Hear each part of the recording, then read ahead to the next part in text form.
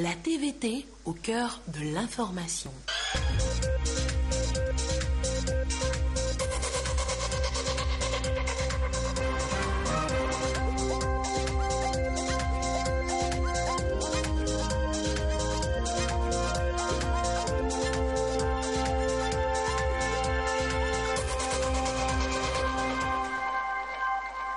Merci de votre attention. L'actualité ce vendredi, voici, madame, messieurs, les titres du journal. Du président du Cap-Vert, Jorge Carlos Fonseca, réélu pour un nouveau mandat de 4 ans, a prêté serment hier. Une cérémonie devant des hôtes de marque. La délégation togolaise est amenée par le Premier ministre Komisselom Klasu, représentant le chef de l'État. Messe catholique et culte protestant mercredi, prière musulmane ce vendredi. La grande mosquée de Lomé a accueilli à son tour les autorités togolaises à les joindre leur voix à celle des fidèles pour la récitation du Coran. L'intention ici aussi, remercier Allah pour la bonne tenue du sommet de Lomé sur la sécurité maritime. Enfin, de l'émotion, de l'histoire, le photographe Oli Koumadan fige le temps dans une exposition de clichés qui raconte la vie au quotidien. L'expo tout à l'heure en fond de journal. Voilà, madame, monsieur, le sommaire, bienvenue, voici le journal. Bonsoir à tous. Sachez tout d'abord que le chef de l'État a inauguré ce vendredi le nouveau marché de Kouniowu, 14 hangars d'un coût global de près de 350 millions de francs CFA. Nous reviendrons sur les images de cette cérémonie d'inauguration présidée, je vous le rappelle, par le chef de l'État dès que notre équipe de reportage sera sur place.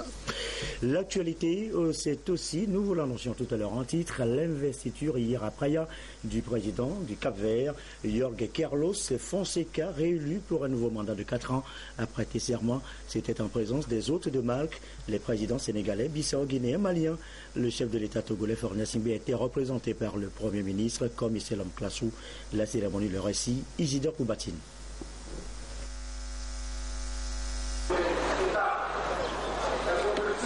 Place Amical Cabral de Praia, la capitale capverdienne. C'est ici que le président Jorge Carlos Fonseca, réélu avec plus de 110% des voix, va officiellement prendre possession de son pouvoir à travers une cérémonie de prestation de serment. Pour l'occasion, les présidents du Sénégal, du Mali et de la Guinée-Bissau étaient présents. Le président Faure Gnassingbé s'est fait représenter par le chef du gouvernement Selom Komi Klasu. L'acte 1 de cette cérémonie fut la lecture de la décision finale qui proclame Jorge Carlos Fonseca vainqueur dès le premier tour de la présidentielle du 2 octobre dernier avec plus de 110% des voix. Prenant acte de cette décision, le président du Parlement va ensuite inviter le récipiendaire à prêter serment. Jorge Carlos Fonseca a juré d'exercer sa fonction de président de la République avec conscience et probité, de respecter et de faire respecter la Constitution et les lois de la République. Ainsi, Jorge Carlos Fonseca entame un second mandat de 4 ans. Il s'est engagé dans son discours de circonstance à faire face à certains défis majeurs dans les secteurs comme la santé, l'éducation, l'emploi des jeunes et surtout relancer l'économie à travers le tourisme et l'hôtellerie. Le chef du gouvernement, Selom Komi Klasu, sera après la cérémonie reçu par le président Jorge Carlos Fonseca au palais de la présidence. Au-delà des échanges qui ont essentiellement porté sur le renforcement des liens de coopération bilatérale entre Lomé et Praia, le Premier ministre était également porteur d'un message du président Faure Gnassingbé à son homologue du Cap-Vert. Un dîner offert par le président capverdien à ses convives a clôturé les manifestations dans la soirée.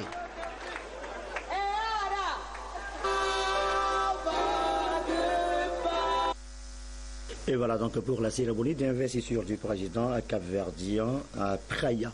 Sur place à Lomé, la prière de vendredi a été toute particulière à la grande mosquée de Lomé. Les autorités togolaises se sont joints aux fidèles musulmans pour la récitation des versets coraniques. L'intention, là aussi, remercier Allah le Tout-Puissant pour sa bénédiction dans la parfaite organisation du sommet de Lomé sur la sécurité maritime. Sylvain Abdou.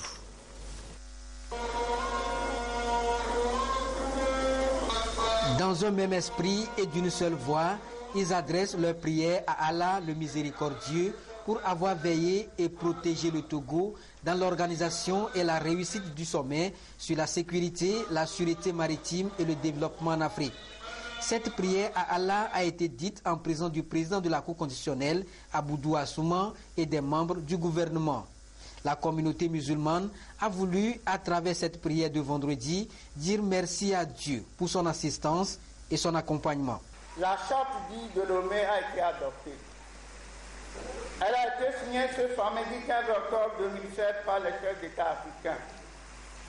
C'est une date historique. Le mérite revient certes à tout le peuple togolais, mais principalement au président de la République, eu égard à son courage, à sa témérité. Nous avons su compter sur Dieu qui a soutenu le président de la République. Nous lui demandions alors le succès, la victoire, comme il a accordé à Mohamed la victoire et le succès face à toutes les épreuves. Oh oui, Dieu a cru à la sincérité de notre foi. Il nous a écoutés, il nous a entendus. Il a su ce que nous recherchons de lui, le succès du sommet. Il nous l'a donné parce qu'il a été généreux. C'est pourquoi nous nous retrouvons ce vendredi, réunis ici grâce à sa permission, au Allah de la compassion. Nous nous retrouvons ici pour le louer, pour le glorifier, pour le remercier.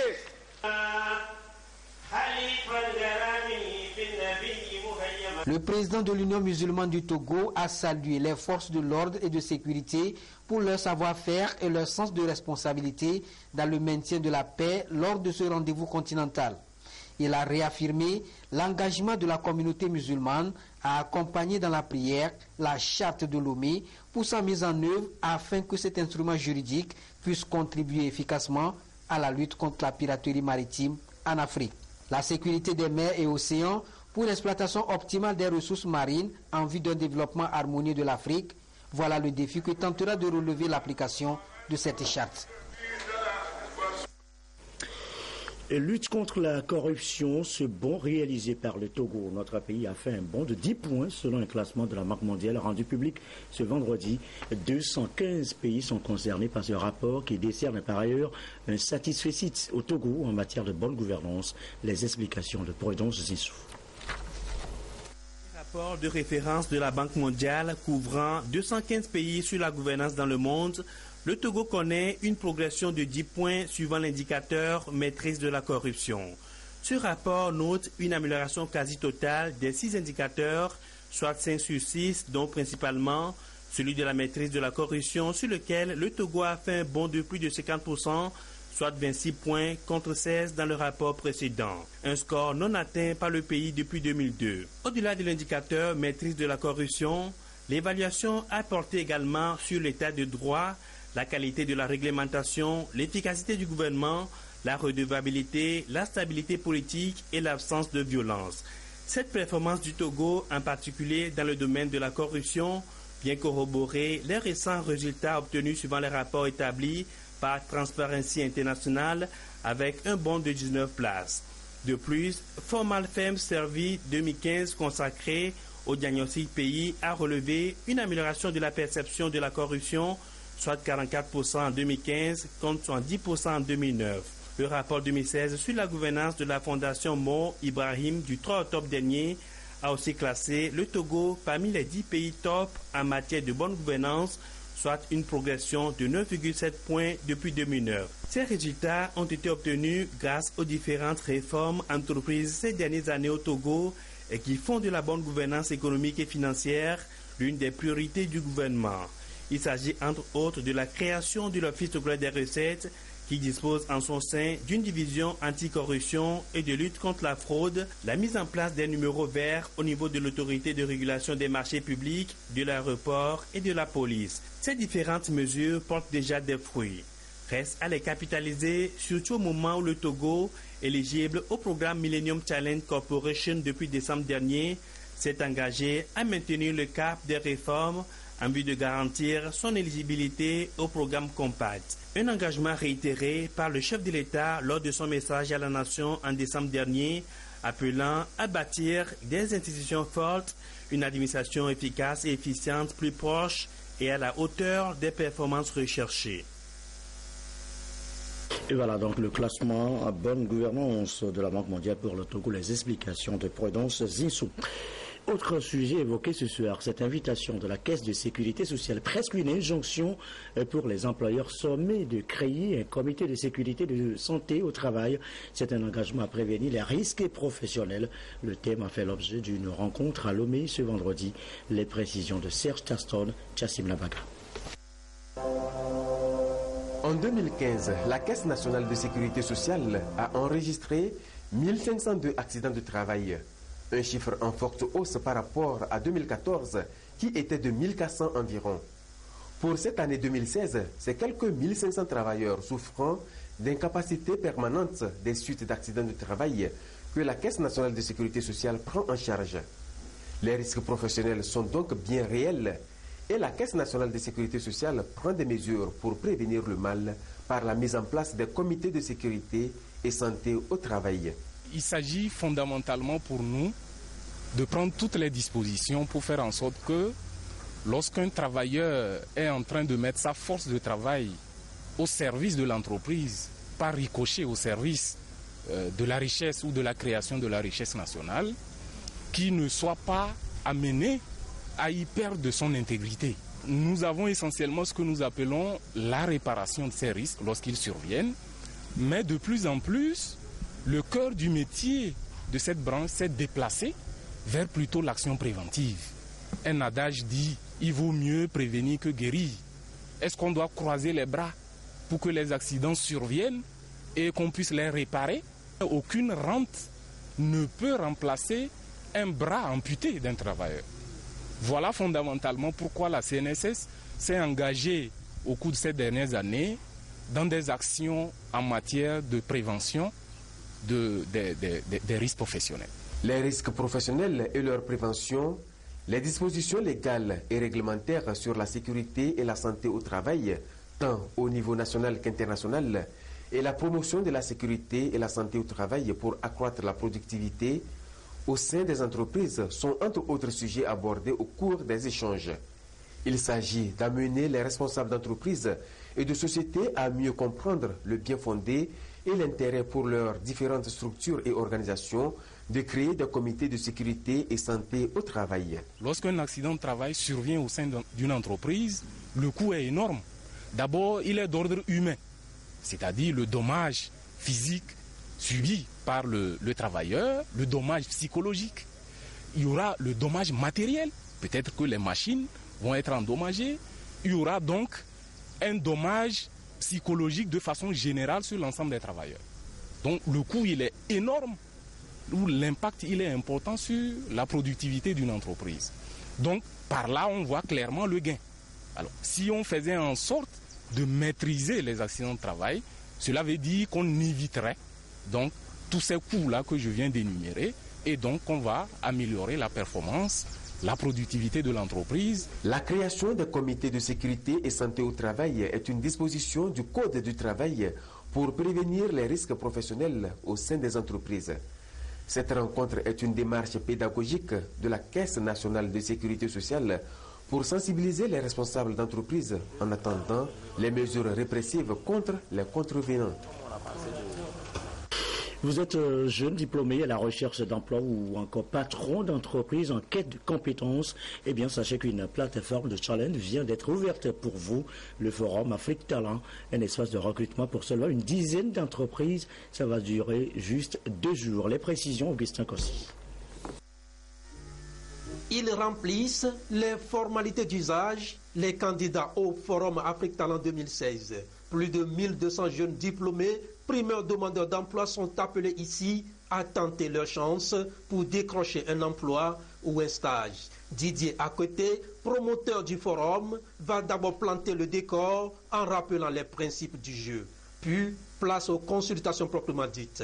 Environ 50 offres sont disponibles à ce salon de recrutement auquel a adhéré une dizaine d'entreprises pour des rencontres B2B avec les jeunes. Pour eux, même si l'emploi n'est pas du coup garanti, la démarche est salutaire. J'ai postulé au poste de gestionnaire ressources humaines. Alors, je peux dire que au début, j'étais expectante, puisqu'il s'agit d'un entretien. Mais on m'a posé des questions allant dans le sens de mon domaine. Je suis venue pas seulement pour trouver un emploi, mais passer par le coaching, savoir à quoi m'attendre dans le domaine de l'emploi, me revaloriser, revoir mes attentes par rapport à un nouveau boulot. C'est une très bonne initiative parce que nous cherchons, mais nous ne savons pas où chercher. Voilà que nous ont appelés ce matin et nous sommes venus. Je les apprécie beaucoup. Ce seraient des recrutements directs qui se feront sur le site au niveau des différents stands. Et c'est l'occasion de demander aux candidats de s'armer de tout pour vraiment convaincre les entreprises qui sont à la hauteur de ces postes. Des entreprises issues du secteur bancaire, minier et des services vont se prêter ici à ce texte d'évaluation et ce pour 2 jours. Le salon est ponctué également des espaces coaching et des conférences. Ce que nous souhaitons apporter également, c'est une formation, un coaching pour leurs entretiens actuels et futurs, les préparer parce qu'effectivement quand ils sortent de l'école, parfois ils n'ont jamais passé d'entretien, ils ne savent pas comment s'y prendre. Donc les coachs expérimentés sont là aujourd'hui pour leur montrer comment faire, leur apprendre comment rédiger un CV, comment se présenter en entretien. Afrique Talent, c'est 17 ans d'existence en Afrique et 2 ans au Togo au service de l'employabilité et l'orientation des jeunes. Chaque année, plus de 600 000 entrent sur le marché du travail au Togo. Et le forum s'attelle à lever d'année en année l'équivoque sur cette épineuse interrogation. L'Afrique dispose-t-elle vraiment des compétences pour son émergence en proposant un portail d'entrée sur certains profils? Et voilà le monde du travail avec encore la mutation des acteurs du secteur informel vers le formel. Elle passe par la possession de pièces d'identité. Et pour ce faire, eh bien, la délégation à l'organisation du secteur informel d'OSI a lancé une vaste opération d'établissement de pièces de naissance à ces acteurs. Ce jeudi, les juges de la cour d'appel de première instance étaient sur le marché de Lomé, Bossimé et abattoir, notamment Lucassi avec Nathalie Panegui. Le tribunal de première instance de Lomé, délocalisé dans les marchés de Bossimé et d'Abattoir pour des audiences foraines. Des audiences à l'issue desquelles des informations pratiques et précises seront recueillies par ces juges pour établir des jugements supplétifs tenant lieu d'acte de naissance à ces commerçants. Ici, nous sommes en audience, comme nous sommes dans la salle d'audience. Il vient, il ouvre l'audience des foraines pour pouvoir établir les jugements supplétifs tenant lieu d'acte de naissance à ceux ou à celles qui n'en ont pas. Nous avons fait appel au tribunal de première instance de Lomé. Ils ont accepté de nous conduire dans ce processus et ils ont accepté aussi de faire le déplacement pour faciliter l'établissement de pièces aux femmes du secteur informel. Le simple fait de penser qu'ils auront bientôt leur première pièce d'identité attestant de leur citoyenneté est une source de satisfaction pour ces bénéficiaires. On est vraiment en joie parce qu'on n'avait pas d'acte de naissance. Mais grâce à la DOSI, les juges sont venus pour nous en établir. Nous sommes là pour avoir les actes de naissance et ils sont venus répondre à notre demande. Merci beaucoup à la DOSI. La mutation de l'informel au formel est une mission qui tient à cœur aux responsables de la délégation à l'organisation du secteur informel DOSI. Et cela passe aussi par l'établissement des actes de naissance aux acteurs du secteur informel. Les acteurs, les personnes, les femmes et les hommes que vous voyez ici sont les membres de nos mutuelles, ceux qui ont sollicité avoir ces actes de naissance. Il faut dire que c'est une partie, c'est un début de formalisation en ce sens que la naissance est un document de base, un document juridique, l'acte principal pour toute pièce d'identité, j'allais dire. Donc, sans la pièce d'identité, sans l'acte de naissance, on ne peut pas avoir la nationalité et la carte d'identité. Alors que ces pièces sont fondamentales dans la formalisation de nos acteurs. Ces audiences foraines sont l'une des phases du projet d'établissement des pièces d'identité aux acteurs du secteur informel, lancé par la DOSI en juillet dernier, en partenariat avec le ministère en charge de la justice et l'ONG Tous Unis pour le développement. Mot de la rentrée scolaire, les enfants démunis, plus vraiment démunis, après le geste de solidarité unir dans la zone 8, des fournitures scolaires leur ont été remis. Geste du chef de l'État en faveur justement de ces enfants. Reportage sur place de Sylvain Raboudou.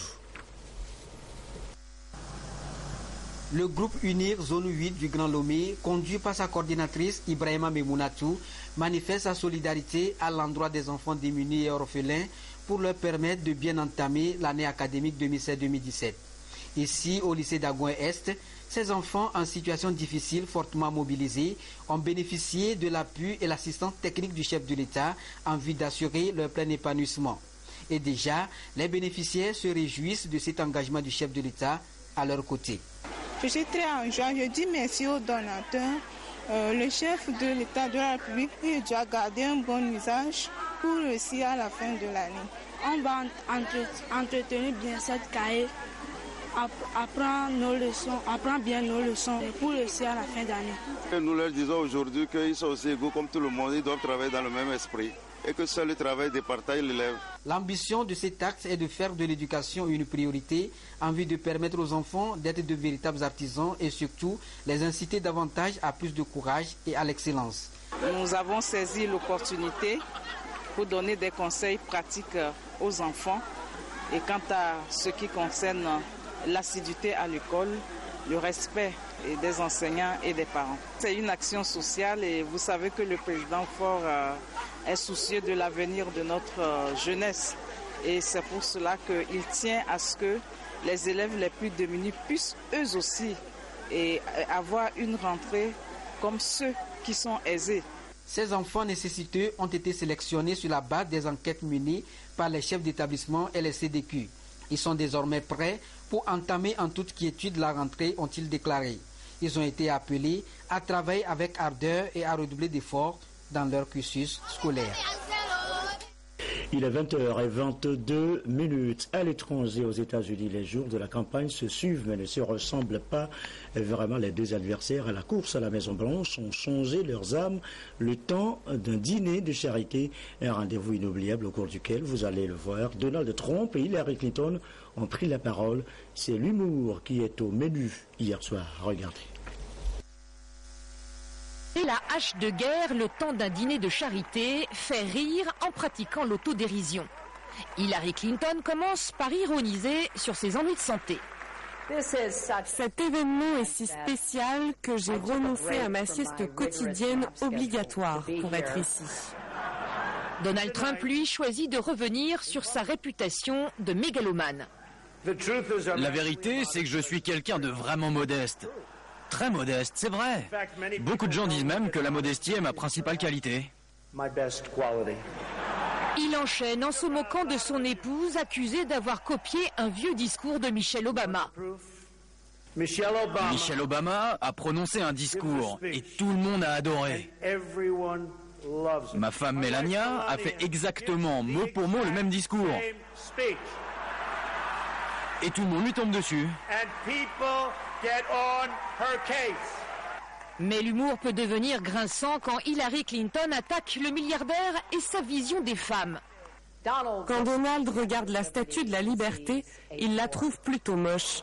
Il pense qu'elle serait plus séduisante si elle abandonnait sa torche et changeait sa coupe de cheveux. Donald Trump semble apprécier les blagues de son adversaire. Hillary Clinton aussi rit de bon cœur. Les deux candidats se connaissent depuis 20 ans. Ils ont même été proches. Une première poignée de main discrète, puis une deuxième un peu plus franche. La violence de la campagne est oubliée le temps d'une soirée. Et voilà donc pour l'actualité de la campagne américaine. Dans le reste de l'actualité, retour chez nous avec le document des critères et le guide de sélection des projets qui ont été soumis à validation ce vendredi. À Lomé, il s'agit de mettre en place des critères et le guide de sélection des projets éligibles au Fonds national de développement forestier. L'initiative vient du ministère de l'Environnement. Reportage signé Viviane Sauvy de Douaré avec la voix de Antoinette Omovova. L'absence d'une gestion concertée du milieu naturel et le faible succès du budget alloué aux projets et programmes liés au secteur forestier a amené le Togo à créer en 2008 le Fonds national de développement forestier FNDF.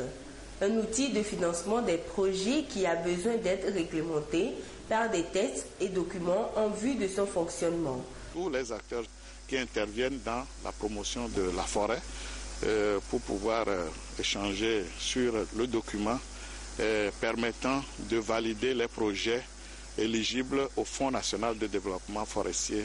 L'effort a été toujours soutenu par le gouvernement à travers des projets et des programmes qui, au finish, ont laissé encore un constat amer, comme quoi les résultats attendus ne sont pas atteints.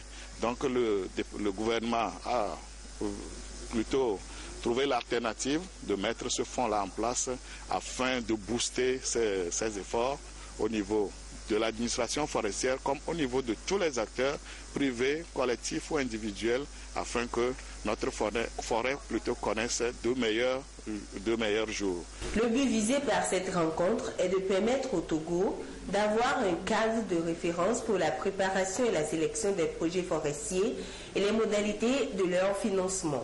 C'est un document qui permet de savoir exactement qu'est-ce qu'il y a à faire depuis le début jusqu'à la fin pour pouvoir proposer un projet et que le projet soit retenu. Ensuite, il y a la note succincte. C'est-à-dire que vous avez une idée de projet, donc vous faites d'abord une note succincte. Il y a le document qui permet d'évaluer cette note succincte. Ensuite, on vous demandera de proposer le document détaillé de votre projet.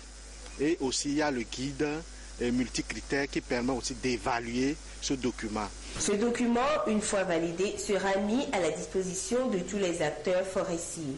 Sa mise en œuvre donnera un nouveau souffle au secteur forestier du Togo. L'OTR, plus proche de vous, l'Office togolais des recettes, veut se faire davantage connaître. Il organise à cet effet des journées portes ouvertes depuis hier. Arnaud Kidou pour les précisions.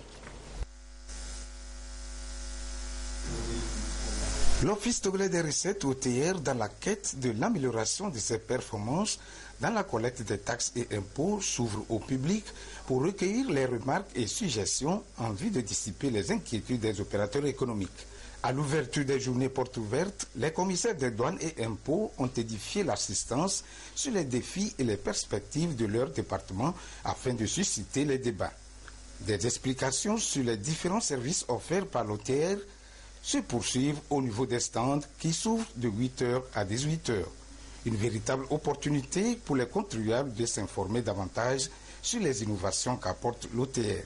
Ce qui m'a le plus marqué, c'est la jeunesse du personnel, du staff, le dynamisme avec lequel ils ont accueilli nous les visiteurs, les contribuables. Je crois que c'est encourageant.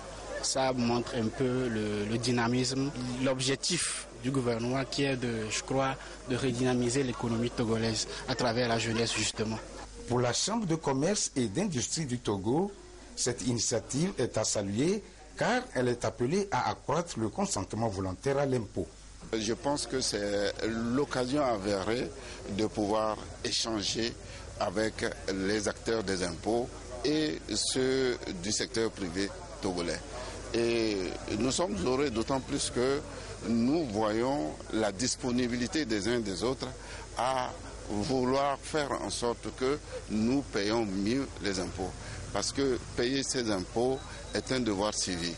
Avec les dispositions mises en place durant ces 2 jours d'échange, le commissaire général Henri Gaperi espère que les contribuables trouveront satisfaction. First of all, it's in the vision of the government. Les journées portes ouvertes que nous avons démarrées aujourd'hui s'inscrivent dans la vision du gouvernement qui est de rendre inclusif au niveau de l'économie nationale toutes les parties prenantes, notamment les opérateurs économiques. Et ça, c'est un volet. L'autre volet, c'est d'ouvrir nos portes aux opérateurs économiques pour mieux nous comprendre et par la même occasion nous permettre de connaître les difficultés, les défis pour que l'Office togolais de recettes puisse apporter aux contribuables les meilleures réponses possibles pour les permettre de mener à bien leur activité et également mieux payer leurs taxes de douane et des impôts. Les conférences qui seront animées porteront sur 4 thématiques, à savoir les centres de gestion agréés, les opérateurs économiques agréés, les avantages du texte CEDEAO et les déclarations et paiements en ligne. Une note de nécrologie dans cette édition. L'ancien ministre de l'Environnement, Issifou Kantchati, n'est plus. Il est décédé hier. L'intéressé a servi la nation et a une carrière riche, une riche carrière professionnelle. Son portrait ici, Père Arnold Kidifou. L'ancien ministre Oukoulou Kantchati Issifou a tiré sa révérence ce jeudi 20 octobre 2016. Diplômé du 3e cycle de l'Institut supérieur de gestion de Paris, il a eu aussi son DSS, diplôme d'études supérieures spécialisées de contrôle de gestion des organismes financiers et bancaires à Paris.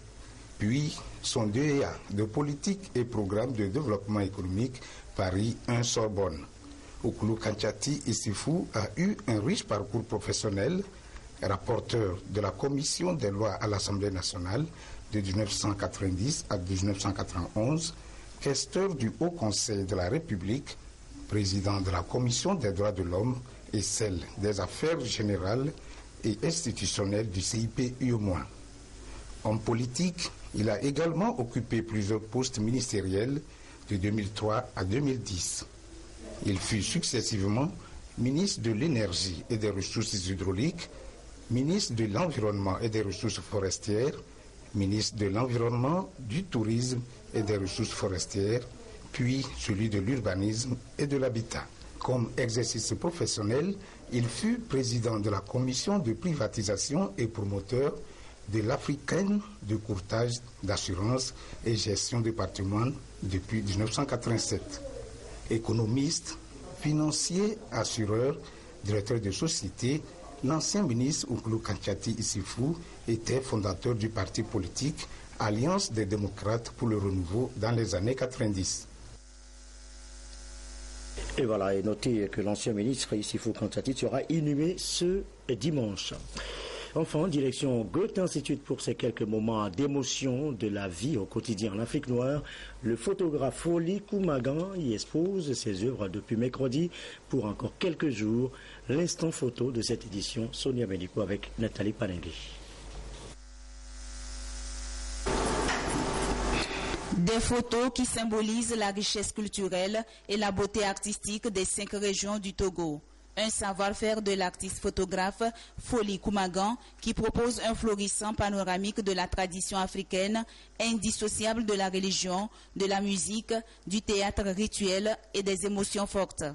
Ces œuvres en images font la lumière sur des valeurs sacro-saintes et la vraie identité de l'Afrique noire.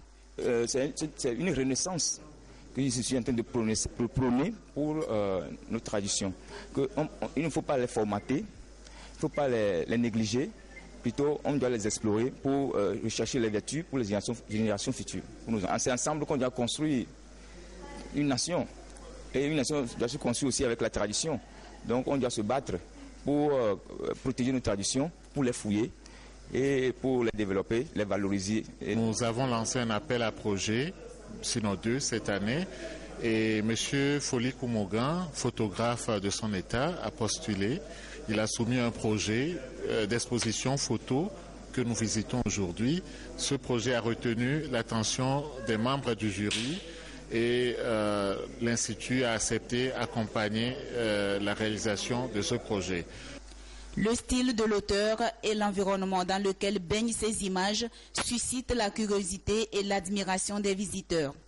Je vois au premier abord la culture et la richesse de notre cher pays, le Togo.